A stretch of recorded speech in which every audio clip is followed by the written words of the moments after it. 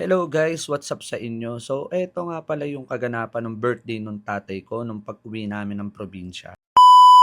Siyempre, bagong lahat, binilan ko muna siya ng pantalon. Yan kasi yung request niya nung nakaraang taon pa. So, may isa kasi siyang ginagamit noon pag nagsisimba siya. Sa mga hindi nakakaalam guys, lay minister kasi si Papa. So, bibilan muna natin siya ng mga kailangan niya. Siyempre, hindi mawawala tong cellphone. Baka mapanood to ng nanay ko guys. Tinago niya pa yan. Sabi niya, wag daw kami maingay. So, ipapakita niya na lang pag alis namin. So, mas magiging masaya na ako guys kasi mapapanood niya na yung mga videos ko. At hindi na rin ako magugulat guys. Bigla na lang tong nagla-live kasi hindi nahihiya sa camera. Syempre pagtapos niyan guys, tamang grocery na kami pero di ko na nabidyohan. Kaya didiretso na tayo sa bahay guys para makita nyo kung ano yung mga handa namin. Eto, dumating na nga pala yung in-order naming baboy guys. Maliit lang to kumpara sa mga kinakatay ko dito sa Manila. So napakasarap nito guys, malambot, batang-bata yung baboy, 40 kilos lang. Yung mga kinakatay kasi dito sa Manila guys, more or less 100 kilograms. At dito ko natutunan kung paano pumalo ng puwet. Yan talaga mga pinsan ko yung mga magkakatay dito. Syempre hindi natin pwede ipakita yung mga susunod na eksena. Kaya tignan nyo na lang yung lemongrass na nagbubunga ng lemon. Sa part na to guys yan, binabalahibuhan na natin yung baboy guys. Kasi mas masarap kainin pag walang buhok. Oo nga pala yung maglelechon dito guys sa mga hindi nakakaalam. Champion po yan ng Bago City. So naglaban-laban sila doon 24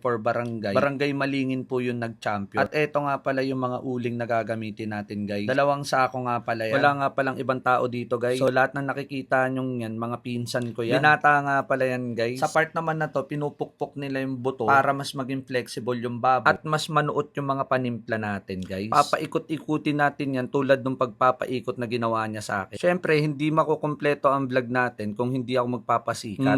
Mayaba. Hirap din ang ginagawa nila guys. Biruin mo, sobrang init tapos 3 hanggang 4 na oras mong iikot-ikot yan. Syempre, habang pinapaikot natin yan, dito muna tayo kay Boss B. Ito talagang mga specialty niya. Pansit talaga yan guys. 2 sila ni Arnel nagluluto niyan. Napakasarap dito sa probinsya guys. Lalo na pagkasama mo yung buong pamilya mo. Sa buong pag-i-stay ko dito, hindi talaga kami naghiwalay lahat. Na-miss talaga namin yung isa't isa. Ang dami pa namin ginawa niyan. Naligo pa kami sa dagat niyan guys. Tapos kung san-san pa kami kumakain. Ang dami talagang nangyari sa loob ng 4 na araw kung pag-i-stay dyan. Mabalik tayo dito sa mga naglulutong solar boy na to. Kahit napakainit, hindi tinatabla ng init guys. Sa bagay, lahat kami niyan nakabilad sa araw. Ito naman yung sinaing natin. Syempre, hindi mawawala yung kanin. Basta Pilipino, laging may kanin yan guys. Luto na rin pala tong lechon natin. Eto nga pala yung pinsan kong matinik na walas. Palit-palit lang talaga yung nag-iikot yan guys kasi nakakangalay talaga. Tikman muna natin tong luto ni Carlo at Arnel na ginamitan ng puso ni Pablo at Cartel. Slant rice. Napakasarap guys. Naglalaban yung alat at asin. Ewan ko kung sino panalo. Tama na nga yan. Dito naman tayo sa loob. Tignan nyo yung mga mukha guys. Iisa hulmahan nila